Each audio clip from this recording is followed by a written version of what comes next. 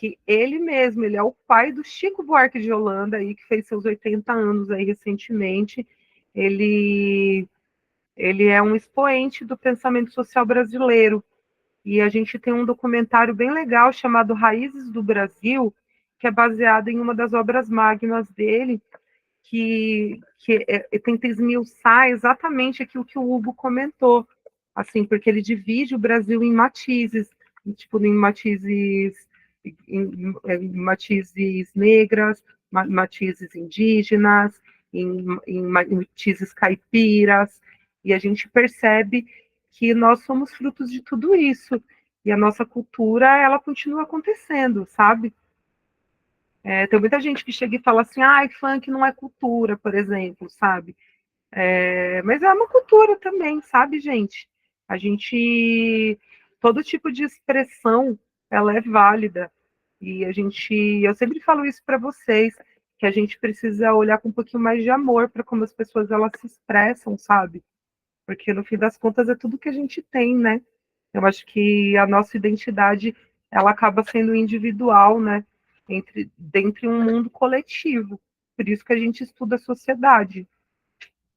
E é isso, gente. Já cheguei nos devaneios. Boa noite, meu Brasil de alegria.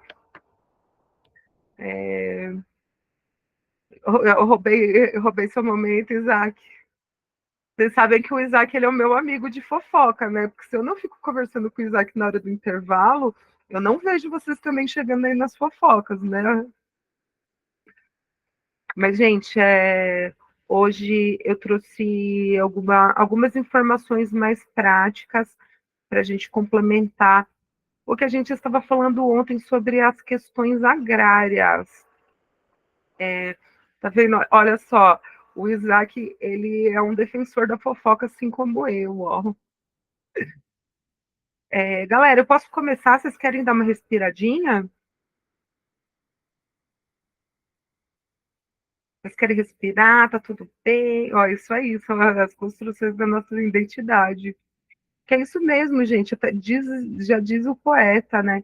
Assim, a gente não tem identidades fixas, né?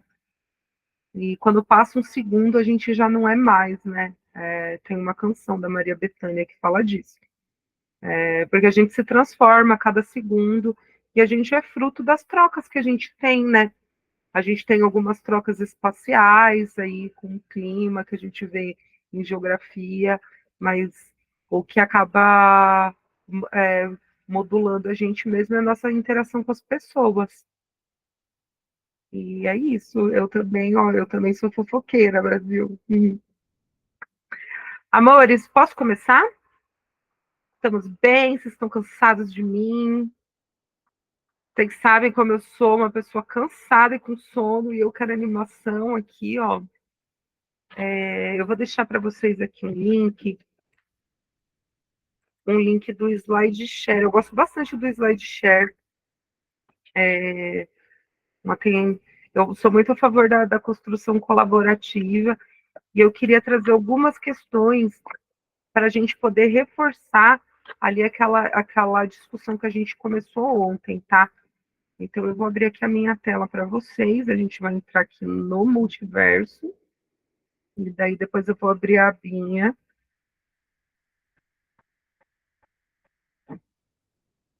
Estamos no multiverso, galera. Multiverso. Dá pra ver sim, tá dando. Então, amores, olha só. Quando a gente for pensar aqui, ó, nas questões agrárias aqui no Brasil, a gente tem algumas datas, gente, que são excelentes a gente reforçar essas datas. No período de 1500 a 1930, a gente tinha o Brasil predominantemente como agroexportador, ou seja, a produção ela financiava a importação da manufatura. Gente, manufatura é muito importante que vocês percebam esse processo, tá? Até é parte do que o professor Isaac estava falando. Quando a gente fala que a gente é atrasado em relação aos países europeus é por conta do quê, gente? Desse processo dito civilizatório, onde a gente tem o quê? Formações sociais mais antigas e mais complexas ali na Europa. O Brasil, ali até 1500, ele tinham sociedades primitivas, né? Ele não era um país descoberto. Nós tínhamos indígenas que moravam aqui e que tinham o seu próprio sistema de vida. Então, quando a gente pensa em sistemas econômicos, que era o que a gente estava discutindo ontem, a gente está pensando hoje em dia em um mundo, em uma sociedade globalizada, que a gente vai resgatar isso muitas vezes em geografia. A gente pensa que existem relações de mercado entre os países, né? Então, assim, olha, quando a gente pensa aqui, ó, tem um quadrinho pequenininho aqui nesse slide, ó, que ele mostra para gente que a partir de 1503, né, que foi quando a família real portuguesa começou a constituir uma lógica de lucro aqui no Brasil, eles começaram a explorar o pau-brasil, né? Até por isso que a gente é chamado de Brasil. Antigamente eles chamavam de Ilha de Veracruz. Quando eles chegaram aqui, eles imaginavam que o Brasil ele era uma ilha, que era uma porçãozinha de terra pequena. Hoje em dia, a gente está aí gerindo um país que é gigantesco, gente. Cabe 3 Europas dentro do Brasil e não é zoeira, não é eufemismo. Realmente, assim, a Europa ela é muito pequena em relação ao Brasil. Por isso que a gente não consegue ter uma identidade fixa. Se a gente for pensar na maneira que a gente fala aqui no Sudeste, a gente enquanto habitantes do estado de São Paulo, se a gente pensa no Carioca, no Rio de Janeiro, que é no Sudeste, nossos vizinhos, eles já têm uma própria sincronia na fala deles, né?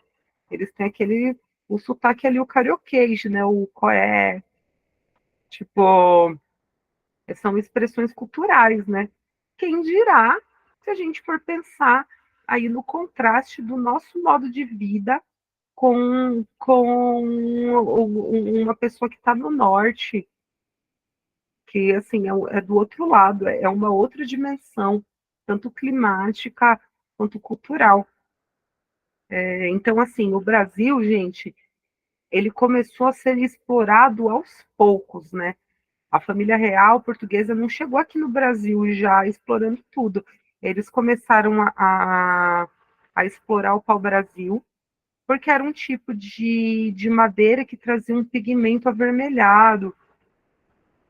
E, gente, observem isso quando vocês estiverem assistindo filmes antigos, quando vocês percebem aqueles filmes que mostram grandes monarquias com aqueles vestidões. Geralmente, aquela opulência, ela vem do quê? De um requinte de tecidos coloridos. As pessoas, de um modo geral, elas tinham roupa simples, né? Com tecido simples, sem cor. Então, a gente percebe que assim, o desenvolvimento da indústria têxtil no mundo, ele foi responsável pela negociação de muitos interesses econômicos.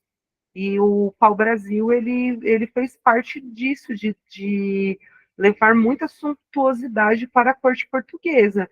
Então, por isso que eles conseguiram aí tirar lucro aqui da nossa terra brasileira. Todavia, gente, não foi apenas carregando o pau-brasil que a colônia portuguesa se desenvolveu aqui, né? Nesse período entre 1503 e 1530, eles começaram a desenvolver a escravidão indígena. E, gente, atenção até, viu? Na minha época de estudante, a ciência ela era muito mais preconceituosa do que ela é hoje. Sempre digo isso para vocês. Dizia-se muito que não dava para escravizar o indígena porque era indigno, porque o indígena ele, ele não se permitia escravizar. Gente, é muito cruel você dizer isso, né? Porque quando você diz isso, você parte do pressuposto de que o africano se permitiu escravizar, e não é bem assim que funciona.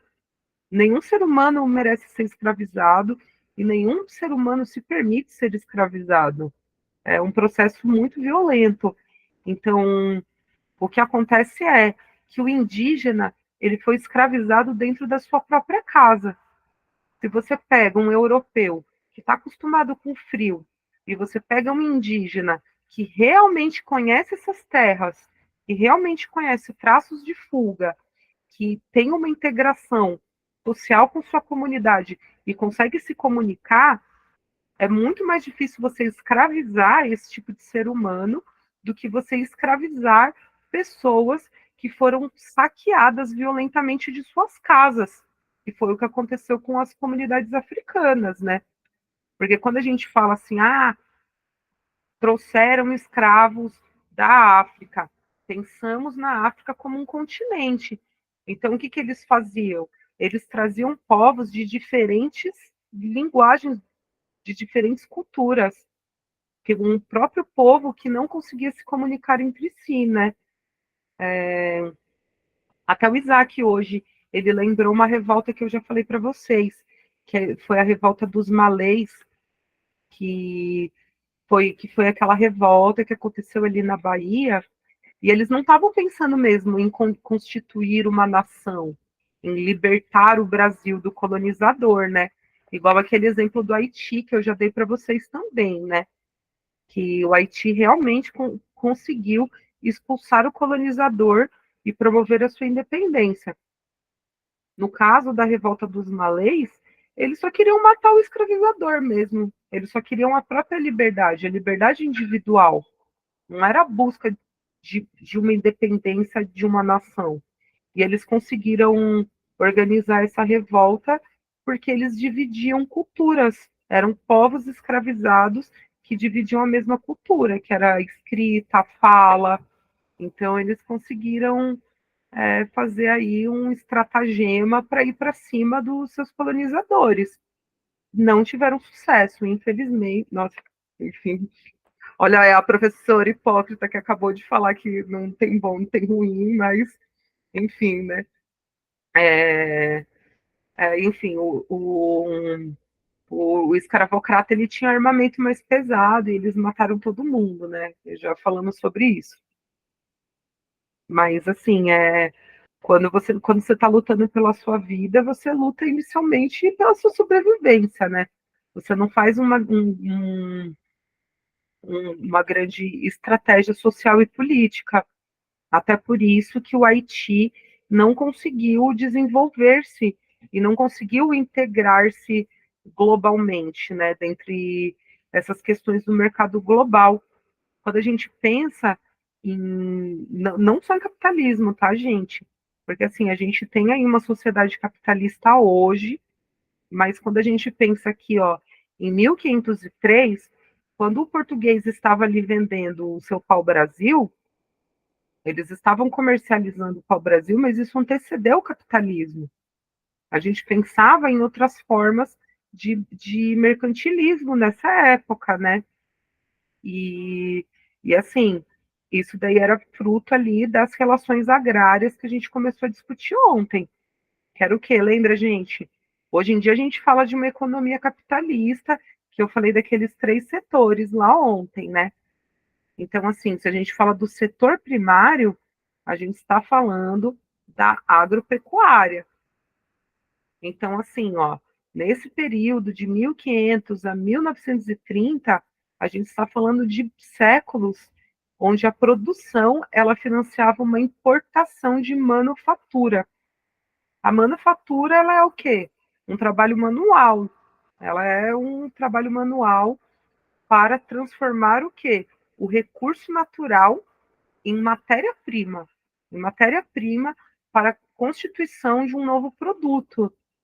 Então, assim, a gente pensa aí que o pau-brasil ele pode servir aí para um tecido, a escravização dos indígenas pode gerar tantos serviços domésticos, né?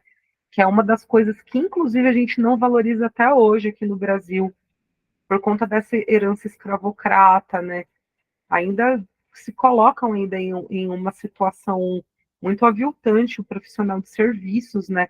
A empregada doméstica, o pintor, o pedreiro, sabe?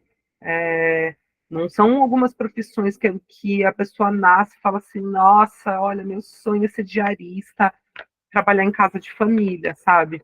A gente, a gente ainda tem ainda no espaço brasileiro ainda a gente tem ainda um quartinho de empregada, sabe? Que são, são frutos aí de condições de trabalho precarizadas que veio de uma consciência escravocrata.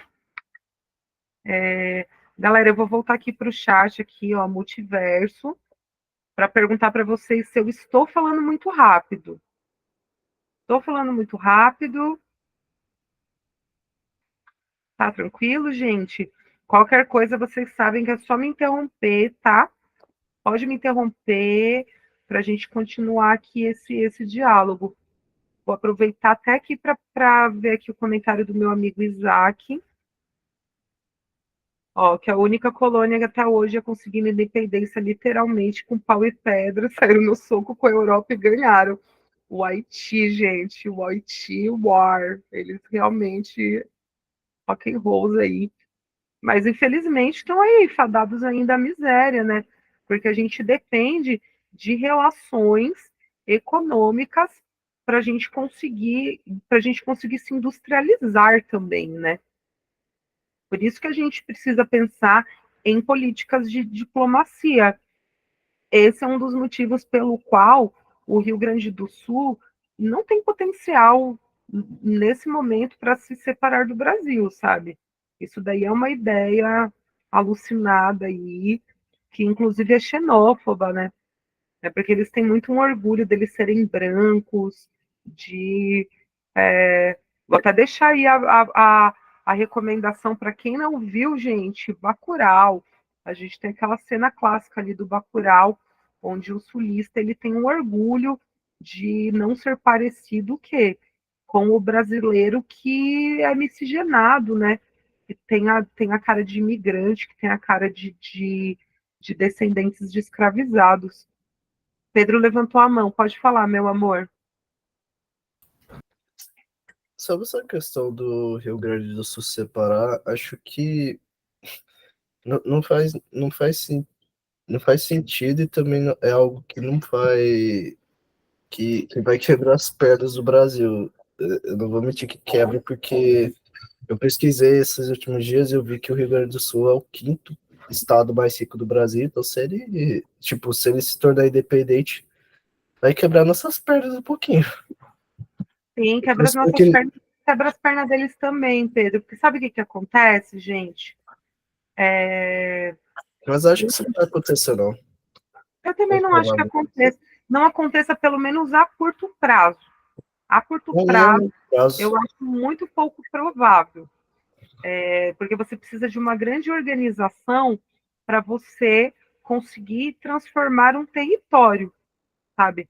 A gente vai falar disso em algum momento, mas o Isaac, inclusive, ele mencionou hoje sobre a incorporação do Acre, né? Eu vou contar também essa história para vocês em algum momento. Mas assim, gente, quando a gente pensa naquele mapa político que a gente estuda aqui em geografia, a gente pensa que a delimitação desses territórios foi feita de maneiras complexas, sabe? E assim, gente, se você pensa na separação, de um modo geral, de um território, você está pensando em aspectos não só dessa interdependência econômica, né? Que assim, ó, o Pedro falou que assim, o Rio Grande do Sul é o quinto estado mais rico e quebraria as nossas pernas. Mas meu, mesmo que fosse o primeiro estado mais rico, eles também não iam conseguir se sustentar. Porque quando você tem um cenário de uma crise política, a moeda se enfraquece, as relações elas se enfraquecem. É muito importante, a gente vai ver no futuro, a gente vai ver um pouquinho sobre blocos econômicos, quando a gente estiver falando mais de geopolítica. Porque a verdade é, ó, pega, por exemplo, ali o Haiti, que a gente estava falando. Tipo, gente, se você pensa em uma delimitação territorial independente, que ela não tem uma força para poder se constituir diplomaticamente, para conseguir fazer uma troca de recursos, a gente fica fadado à pobreza, sabe? Igual no Haiti, igual em Cuba mesmo, quando cortaram as relações geopolíticas ali com Cuba, Cuba não conseguiu se industrializar com tanta força, né? Então, assim, esses tipos de processos, eles geram o quê? Eles chamam atenção para golpes de Estado de outras nações mais abastadas, com mais força geopolítica. Então, assim, gente, esse tipo de discussão é muito perigosa, sabe? A gente, a gente não pode, a gente não pode se pautar para se separar apenas pelo que é diferente, pelo que é igual, pelo que tem dinheiro, pelo que não tem, pelo que produz e pelo que não produz. Porque quando a gente fala de uma sociedade, a gente fala de uma rede de interdependência, onde a gente tem processos que dependem de outros processos, sabe? É tudo muito complexo, sabe? Geralmente essas decisões elas são pautadas pura e simplesmente pela xenofobia, que a gente já comentou aí anteriormente, que é aquele medo ali da diferença cultural. Então é isso, gente. Também tinha falado para vocês, lembra que eu falei para vocês, quando a gente falou naquela aula de urbanização, que foi só no século XX que aqui no Brasil a gente começou a se urbanizar? Então, aqui, gente, aqui é exatamente nesse slide aqui que a gente reforça aquela discussão aqui da urbanização. Porque se a gente era predominantemente agroexportador até 1930, gente, 1930 foi ontem. Nossa, foi ontem à noite, não foi nem ontem de manhã. 1930 foi agora, século XX. Meu saudoso papai, inclusive, nasceu em 1938. Nasceu na década de 30, onde a gente trabalhava apenas com manufatura aqui no Brasil, né? Foi um processo que demorou anos, né? A gente teve aqui, ó, ali o desenvolvimento das lavouras de cana-de-açúcar, a introdução da pecuária vai vir ali, ó, já para os anos 40, lavoura de algodão e tabaco, a escravização do negro, e a descoberta das minas de ouro, ali até 1695. Isso daqui é uma linha do tempo dos modos de produção do Brasil colônia, que era ali, ó, pautado pela manufatura e pela exploração da mão de obra escravizada. Vou voltar aqui para o chat. Galera, essa questão aqui da escravização de seres humanos, a gente está ok com isso? Estamos ok com isso? Tipo, o indígena também sofreu um processo muito violento, ele também foi escravizado, tá? Só que, assim, o processo foi totalmente diferente. Para você chegar e uma pessoa africana, para ela voltar para a África, era uma outra situação muito mais complexa. Um indígena fugindo e se escondendo, em determinados momentos foi até possível, sabe? Os livros antigos da minha época e de quando eu era jovem, inclusive falavam muito da questão do indígena se suicidar quando ele era escravizado. Mas, gente, o suicídio dos povos negros também ocorreu, viu? Sabe? É, é, é, poxa, ser escravizado não é legal para ninguém, tá? Escravização sempre é errado, sempre é doloroso, sempre é violento, sabe? Então a gente tem que ter respeito tanto pelos povos indígenas quanto pelos povos negros. No centro de São Paulo ainda tem alguns traços ali dos aldeamentos que mostram para a gente aí um pouco da diferença do trato com o africano do que com o indígena. Mas, até inclusive falei isso para vocês, eu já mostrei para vocês esses documentos que fazem com que a Igreja Católica, em um determinado momento, admitisse que o indígena tinha alma, mas o negro não.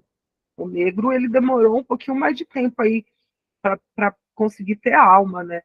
É muito complicado. Insano mesmo pensar que, gente, menos de 150 anos, foi ontem, Brasil, foi ontem. É tudo muito louco, assim, quando a gente pensa que o Brasil se industrializando com força mesmo, foi na década de 70.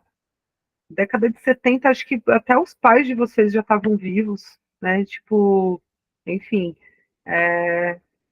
beleza que eu sou velha, né? Sou professora e uma jovem idosa, mas gente, é muito pouco tempo, é há muito pouco tempo mesmo essas coisas que a gente está falando, sabe? Por isso que eu acredito muito no potencial de vocês, sabe? De vocês, dos meus estudantes de um modo geral, porque assim, vocês estão conseguindo ver a sociedade de uma maneira mais crítica em um momento onde vocês têm acesso à informação, onde vocês têm acesso a outras decisões, sabe? E é uma grande alegria ver vocês estudando, porque é isso que vai fazer com que a gente construa aí uma sociedade melhor, né? Novamente eu falando que não tem bom e não tem ruim, mas a gente sempre acredita no melhor, né? E o melhor é o quê? É ter pessoas com autonomia, né? Tem que ter pessoas com decisões que rompam redes de exploração, de um modo geral. E, e assim, gente, é só estudando mesmo que vocês conseguem desenvolver autonomia e criticidade para vocês não serem apenas outras pessoas exploradas, né? Não que vocês não vão ser explorados, porque a gente é pobre. Ou a gente é herdeiro, ou a gente é explorado em algum momento. Mas a gente sempre precisa acreditar, né, na ruptura de padrões de violência através do conhecimento, né, através da compreensão. Por isso que a gente abraça aí a ciência, né? Mas enfim, gente, vou voltar aqui, ó. A partir de 1930, galera, a gente começou a ter algumas relações políticas um pouco mais complexas ali no mundo, né? A gente tem um economista muito famoso aqui no Brasil, chamado Celso Furtado, que ele fala muito sobre esse período aqui, ó, e talvez vocês já tenham visto em algum momento em história, que em 1929 a gente teve a queda da Bolsa de Nova York. Foi um momento, galera, que a gente teve uma crise financeira no mundo inteiro. Foi uma loucura, Brasil. Foi uma loucura, porque foi uma crise que foi muito dolorida para esses países ricos. A gente aqui no Brasil, como a gente ainda estava começando a se inserir aí nesse processo aí do capitalismo tardio, o Brasil ele conseguiu não ser tão afetado por essa crise, porque ele começou a desenvolver seu potencial de trabalhar com insumos internos, né? Então é muito louco que foi exatamente um momento onde o mundo inteiro estava em crise, o Brasil começou a industrializar-se ali, né? A partir de 1930, que é quando a gente pensa aqui, ó, em espaços urbanos industriais, que é o que a gente já estava discutindo aqui nas nossas últimas aulas, né? Eu fico dando algumas voltas, gente, mas é porque vocês precisam muito perceber a relação desses processos, tá? Então, assim, a gente tem aqui uma produção que até hoje financia o desenvolvimento urbano industrial, e ainda está ocorrendo, né? Ainda está ocorrendo, inclusive, né? Quando eu falei ali ontem, né? Desses três principais polos aí econômicos, quando a gente pensa ali, né, no setor terciário, que é o de serviços, esse daí ele ainda é um pouco obtuso para os economistas brasileiros, né? Ainda é um, ainda é um desafio para a economia contemporânea entender como que funciona o Uber ganhando dinheiro dele. O menino de bicicleta do iFood prestando o serviço dele e enquadrar isso dentro de um capitalismo que está transformando as suas relações de trabalho, ainda é um pouco obtuso, mas está acontecendo ainda, sabe? Então, eu olhando para a cara de um estudante meu, que é youtuber, e que fatura milhares de reais aí, ó, produzindo conteúdo para a internet, são o quê? Novas formas de trabalho ainda. São as formas de trabalho, elas modificam todo o sistema econômico e as relações sociais. E é muito louco a gente pensar que hoje em dia tem gente vendendo o pack do pezinho aí no OnlyFans, enquanto 150 anos atrás a gente estava escravizando seres humanos, né? É muito louco. É um processo bem doido mesmo. Mas até aqui, amores, a gente está junto? Estamos juntos? Professora, acaba 22h15. Gente, ó, uma boa pergunta, gente, porque eu troquei a aula com o professor Isaac e vocês sabem que eu sou confusa com um horário, né? Vocês têm alguma dúvida? Querem usar esses 5 minutinhos para fazer alguma consideração? Ah, por mim tá tranquilo. Tá tranquilo? Então vamos só ver mais aqui uns 5 minutinhos, só para a gente aproveitar aqui, ó. Sempre bom aproveitar, gente. Já estamos todos aqui, vamos estudar. Vamos estudar. Enfim, galera, porque olha, quando vocês forem ver em prova, vocês vão ver o quê? Assim, gente. Geralmente, a gente vai, a gente vai fazer questões que vão envolver o quê? Imagens. Então, galera, aqui, ó, nessa imagem, a gente tem aqui uma representação das coisas que a gente discutiu ontem, que é a questão da distribuição de terras, né? Olha, aqui a gente vai ter, ó, 60% ou 5,6 milhões de propriedades rurais. Que aqui a gente vai ter o que? A República do Latifúndio, né? Que é o que a gente falou ontem sobre a concentração fundiária. A concentração fundiária é o nome bonito que vocês vão usar aí nas questões dissertativas. E ela vai construir ali, vai constituir ali grande parte aí dos imóveis rurais do Brasil. Aqui, ali na região norte, nordeste, centro, certo, galera? Aqui na região centro-oeste, ó, a gente vai ver um país de propriedades rurais, onde a gente tem áreas urbanas e a gente vai ter também a conservação de políticas que vão somar menos da metade da área ocupada. Então aqui, galera, a gente vê aqueles cantor sertanejo, né, que vem com aquela cultura ali, com aquela cultura do agroboy. Mas assim, gente, são regiões ali agrárias que já convivem, né, com setores urbanizados. E aqui a gente lembra aqui, ó, dos povos indígenas sendo a menor fatia aqui na região sul, concentrando 13% aqui das áreas, né? No caso, gente, aqui a gente só tá vendo ali